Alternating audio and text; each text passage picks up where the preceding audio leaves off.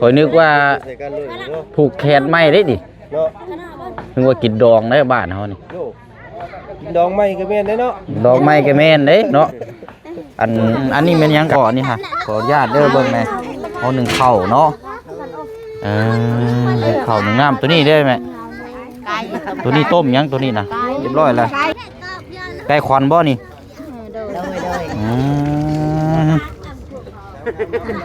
ควันไก่ควันเนาะเอา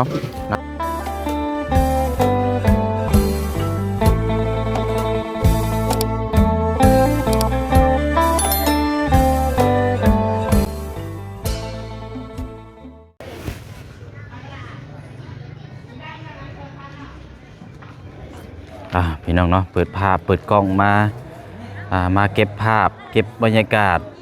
ยามเศร้าๆพี่น้องเนาะหนาวแท้หนาวว่าที่เมืองเซโปนเนาะขึ้นกับบ้านซาเลวแห่งสวรรค์เขตเฮานี่แหละพี่น้องเนาะเอาถือว่าเป็นมื้อดีมื้องามเด้อพี่น้องเด้อมื้อนี้สำหรับทางครอบครัวของทางอาเจืองและก็ทางน้องฮังเนาะแต่ว่ายังบ่ทันได้ฮอด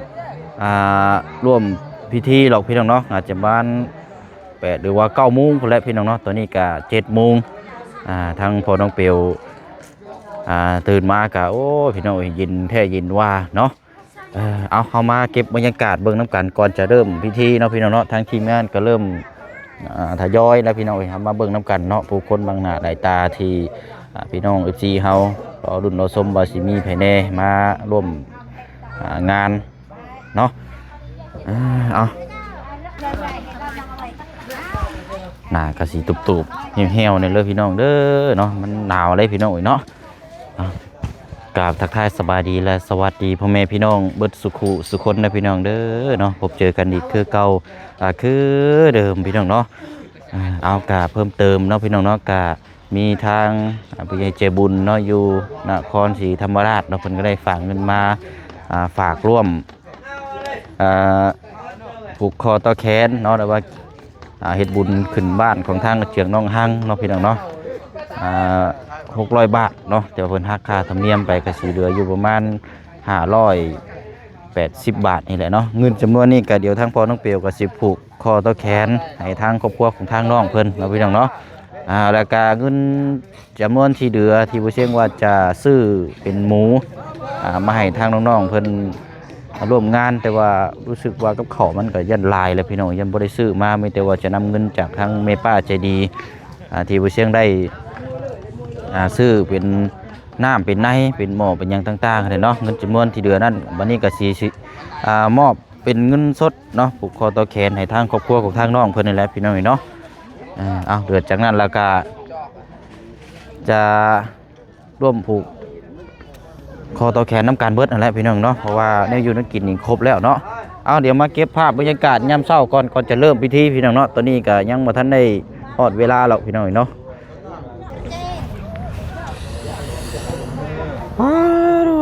โอ้คอนปากคอนกุ้มเนาะอากาศหนาวแห้งเอาเป็นว่าตื่นมาเนี่ยเสงดใช่สบายดียามเช้า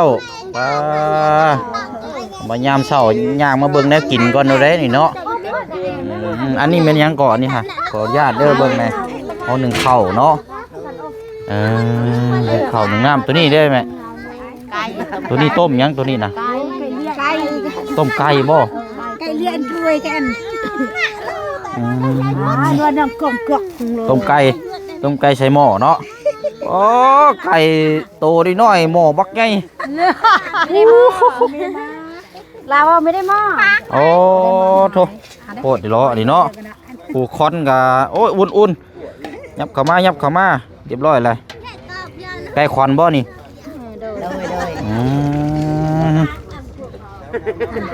คอนไก่คอนเนาะ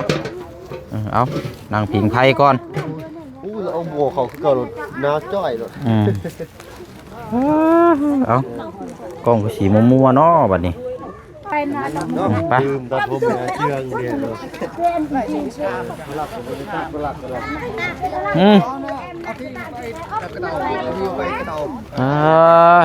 ลึกแท้นี่เนาะ มาแล้วนี่มากระพอบ่เห็นเนาะพร้อมครอบครัว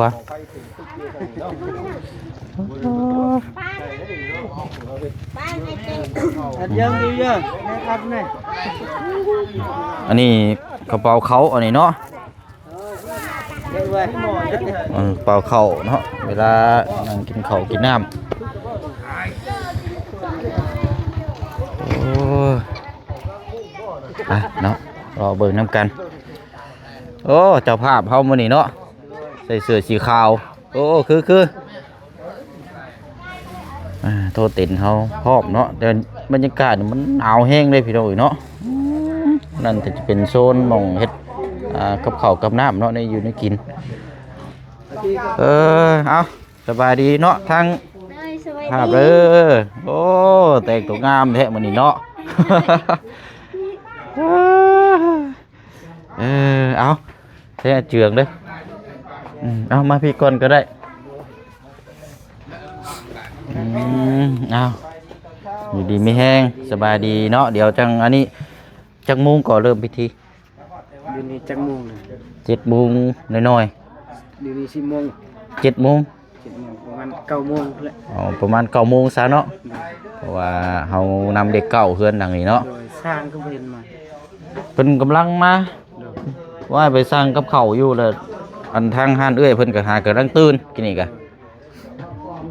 พอดีแล้ว8 โมงน้อยๆเนาะแล้วก็กลับเข้ามาอีกรอบนึง โดย เริ่มพิธีแล้ว9 โมงต่อไปพี่น้องอันนี้เฮาเก็บบรรยากาศยามเช้าก่อนเนาะ โดย เอาแหละเนาะมีหยังกะต้อนรับพี่น้องก่อนเนาะ9 โมงพอดีจังเริ่มพิธีไปเอาเนาะเอาละยังว่ากันพี่น้อง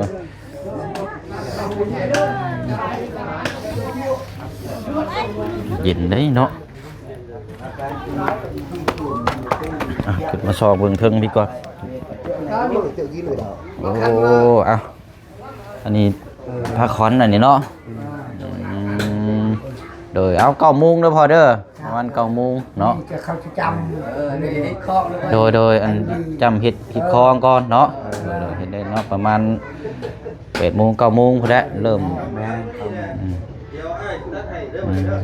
เนาะจะเป็นผ้าผูกคอเตาแขนคือกันเนาะศาสตร์นี่เราเอามาปูได้พี่น้องอึ๊บ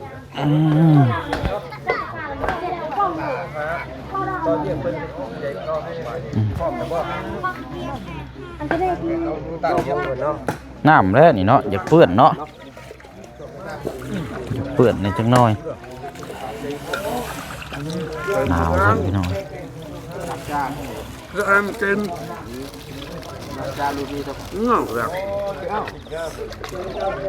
ไม่ลองน้ำตก เปิดใช้รถดำนะเอ้ยเปิดใช้อีกน้ำใช้กระถางเปิดใช้ต้นเต็ม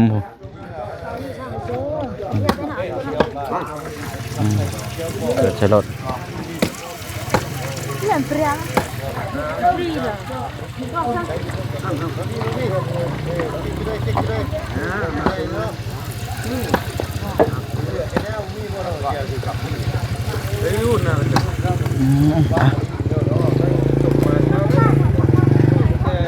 อยู่ในกิน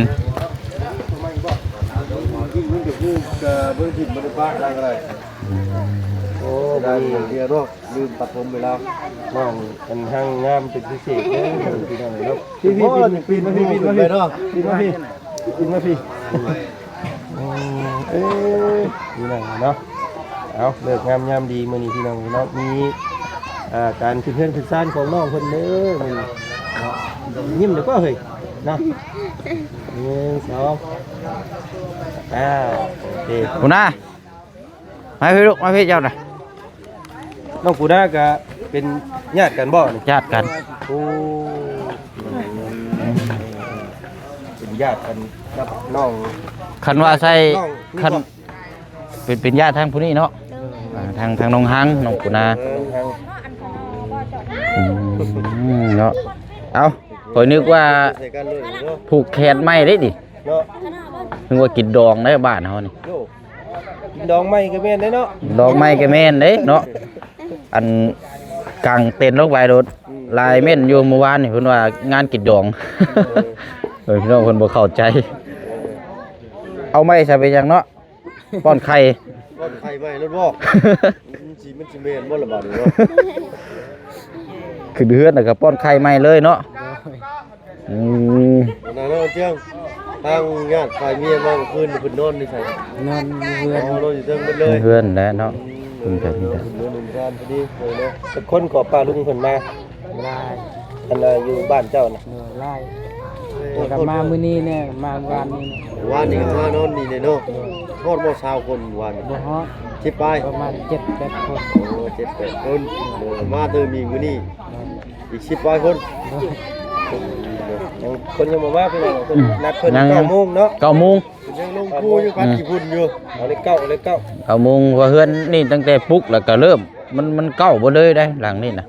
เอาลังเอาหน้าเอาตาน ำได้เก้าเลยได้ไล่มาน่ะมีแต่เก้าบ่เลย ลูกก็9เนาะลูกก็9บ่ เอาแม่นลูกก็เก้าคนบ่ หมอนี่ลูกก็9โดยเราอ่ะคิดหลายเนาะทางเนาะ คิดว่าบ่แฮงได้บ่เป็นเมียเนาะ 9โมงคิดว่าเอาลูก9คนลูกกับปู่หน้าไปแล้วนี่เนาะแต่โหบ่เดียวบ่สังเกตได้อยู่เนาะเอาหน้าดินถ้าอยู่มื้อนี้มันมีแสงแดดแต่เช้า แสงเลดมาแต่เช้าแน่มื้อนี้ธรรมดาอยู่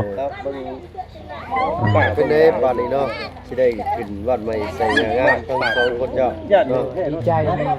ดีใจแล้วเนาะ มีเขาเต้นเนาะบัดนี้เนาะ เอาปุ๊บเอาสั่งเช้าพี่น้องเด้อตู้ทางนี้ก็ได้โยกเขาบ่ได้บ่ได้ ฮะเนาะก็และเป็นมือดีมืองามก็ขึ้นอยู่กับคุณเจ้าสองคนได้มื้อนี้เด้อตกแต่งเอาได้เนาะบางใดมันบ่ดีบ่งามพากันจัดแจงเบิ่งเนาะส่วนมากก็สิเป็นแนวทางเบิ่งจังซี่แหละเนาะว่าให้ดีให้งามก็ขึ้นอยู่กับคุณเจ้าหั่นแหละเนาะดีมืองามเพิ่นซานว่าสิเป็นคำเว้าคำจากันหยังต่างๆหั่นแหละเนาะ แม่ที่ดีเสร็จวันนี้ว่าให้ทีมงานมาครบเลยครับกราบทีมงาน นกทีมงาน บ่เป็นหยังบ่เป็นหยังก็ได้ดอกเอาแค่ว่าขอมุกขอบใจปกติก็ได้เนาะบ่ได้ว่าจะไปกราบนั่นหรอกพี่น้องเอ้ยเนาะมีแต่ว่ากล่าวคำขอมุกขอบใจสุมายนี่ก็ดีใจแล้วเนาะเรานึกถึงบุญคุณขอบใจที่ผ่านมานี่ก็นั่นแหละเนาะเพราะว่าเฮาก็ยังสิมีต่ออีกอยู่เนาะเด้อๆฮะนั้นมันรอบเช้านี่ยังทันได้มีไปมาบ่ มีเบาลาวแล้วก็เบาบุญสักเบาบุญวัดป่าแล้วก็เบาบุญสารวัตร 3 คนบ่ เบาบุญบันป่าย่าง2 คน เด้อเดี๋ยวรอชมบรรยากาศเบิ่งน้ำกันนี่ก่อนเนาะมีหยังก็อันจับบายซอยเพิ่นก่อนเนาะเดี๋ยวประมาณ 9 โมงพุ่นแหละพี่น้องเนาะคือสิอุ่นเนาะเสื้อเจ้านี่เนาะกักแล้วนี่ผูก3-4สั้นพุ่น แม่บ่ได้มาบ่ แม่ไปเสียยามัน ไปเสียหญ้ามัน น้องราชมพา ไปแล้วล่ะมีหยังก็จับใบเบิ่งซอยกันเด้อ ออกมาคือสิบ่หนาวเนาะเอามือจ้วงไปนี่คือสิอุ่นชุยโลดโอ้ย ช่วยแล้วนี่เนาะ คือคนละจ้วงไปได้เดี๋ยวนี่เป็นได้อันหัวนึงหน้าตัวนี้ เอาบ่จักห่อบ่เอา เนาะเบิดสอบหนึ่งเลยได้นี่เนาะตามเบิ่งนี่สอบเพิ่งหนึ่งเบิดกระสอบเลยบ่อันเนาะหลายคนยันบ่พอกินโอ้จำไม่แม่อุ่นได้ อุ่นเด้เนาะอากาศหนาว กำมันสิบ่มันสิบ่แล้วเพิ่นบ่โอ้ย อุ่นเด้เนาะ อุ่นได้พี่น้องใส่ต้องเชื่อไว้นำเป็นยังนี่ โอ้เอาเนาะ น้องสอนนี่ประมาณ2ถุงนี่เราเฮ็ดบาทเดียว กินต้มมีเมื่อวานนี่3ห่อวะ เนาะ 3ห่อแล้วก็ข้าวอีกติ๊บนึงน้ำอีกตุกนึง ไปน้องสอนบ่ น้องชอนกินเมื่อวานนี่ โอ้ไปยิงใช่เลยเนาะ เอาเฮ็ดว้าย หนึ่งเจียงเราน้ำลงมากาเกียมไว้ นั่นแหละดีคักแบบนี้ไม่ได้เอาน้ำมาเรียงไว้ลุ่มรถหลายน้ำเขาพอดีบ่ ไอ้ดอกเนาะชาวแพ็กเนาะเอาเลี้ยงไว้โต๊ะๆได้เดี๋ยวเขาเจ้าแกะเอา งามจับดีเนาะ อันถ้วยจานนั่นฮีทบ่นั่นน่ะ บ้านได้ เพราะว่าให้ทีม ฮะ งานไอ้นางตัวนี้ บ่อันถ้วยอันนี้ฮีทบ่นี่น่ะ เพื่อนให้ทีมไอ้แบบกินยามเช้า บ่แม่นกับข้าวฮีทบ่ บ่แม่น แบบกินบ่นี่น่ะ โดย โอ้เอ้าแม่นยังอันนี้น่ะ เป็นซอไอ้จุ อืมเอาบ่นี่บ่จันประเดิมบ่นี่โซจุแต่เช้าครับน้องเพิ่นจัดให้นี่ ปั้นเศร้าบ่ เพิ่นเช้าเลย ต้มจะไปท่องบ่อนเหยาะๆได้นี่พี่น้องเอ้ย จังหวะ ยังอันนี้ จี้ใกล้ได้ได้ หนังบ่โอ้หนังหนังแบ้เอาบ่เสียง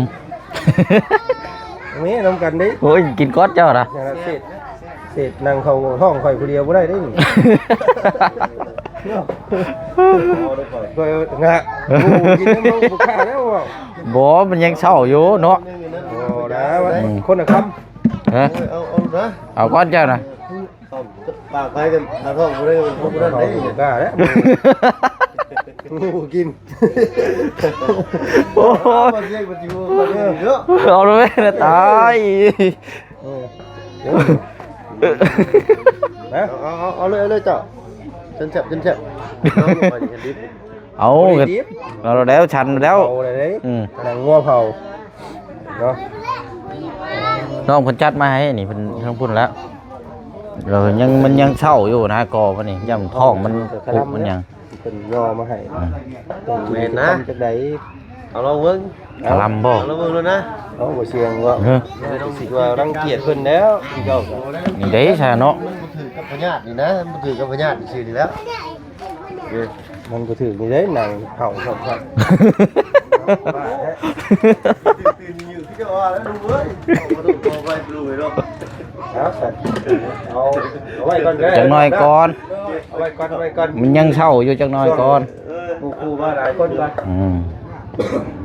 ยังอันนั้นอยู่ เรามันว่าบ้านนี่ใส่บ่วยก็ดูหึเนาะบ่พอแล้วนี่ โอ้ไปเอามาเจ็บท้องระบาดนี่ นี่หนูเป็นเจ้าสบายดีจ้ะ ไปเราเนาะ บ่อยากก็มืดอ๋อจกชงๆอยู่แล้วนี่ เย็นเนาะ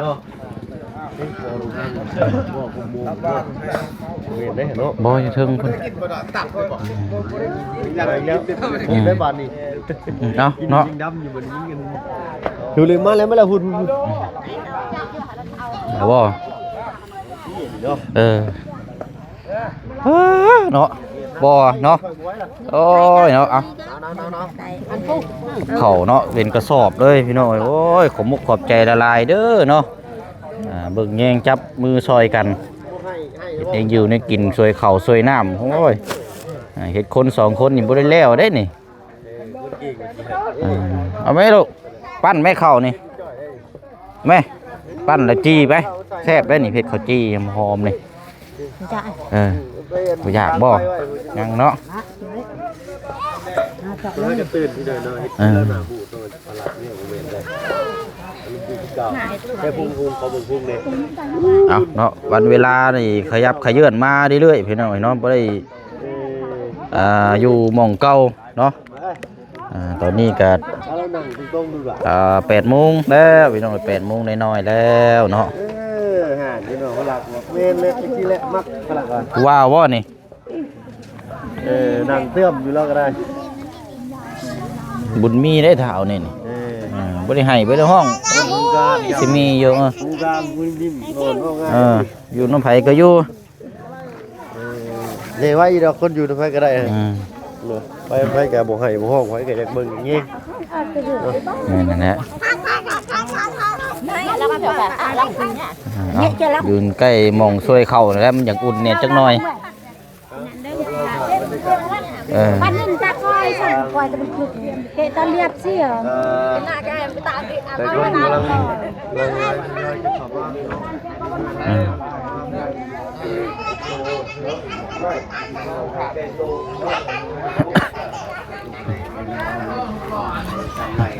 เบิ่งเด้อนะจานเด้อเดี๋ยวเพิ่นมาเบิ่งอีกจักหน่อยก่อนเนาะเดี๋ยวถ่ายคลิปแล้วก็ยังมาต่อกันเวลาขึ้นพุ่นบ่นี่ อ่ะน้ำหมากขอกหวานเนาะมีหยังแน่นี่กินนี่มาซ่อมมือแล้วแต่บ่ได้ขึ้นมาเบิ่งคัก มีขนมนุ่ม น้ำเนาะ น้ำหวาน บอกง่ายๆก็เราให้ไก่โตครบเนาะ โดย มาดีพอเลย สบายดี หนาว ให้อยู่มื้อนี้มันอยากอุ่นๆเนาะหวานอยู่หวานนี่เพิ่นลึกไปหวาน แดดแต่เช้านี่มื้อนี้เนาะ มื้อนี้ยังพอไข่มันคืออยู่ได้ไร เนาะเพิ่นก็เฮ็ดเนาะปลาคอน เนาะจะเปลี่ยนกันขึ้นมาปลูกเอา แม่น แข่งกัน เนื้อที่มันนั่นเนาะสำหรับบุญเวียนผู้ขึ้นผู้ลงเนาะตอนที่แรกคิดว่าอยู่ในมันบ่ได้เนาะมันแคบโพด แค่ มันอันนั้น อยากมืดเลย มืดแน่ไว้เป็นหม่องเชิงของซะเนาะปิดก็เด้อซะ ที่รอคอยเนาะเนาะเราเกี่ยวกับรอคอยจะโดนได้ว่าจะขึ้นมานอนเพิ่นใหม่ โอ้ยการหนาวซ้ำเนาะฝันดีว่าเมื่อคืน บ่ฝันได้เมื่อคืนบ่ได้นอนจัก นอนอยู่แต่ว่าตื่นแต่3 โมง ยังพันยังบ่ได้พันเนาะ ยัน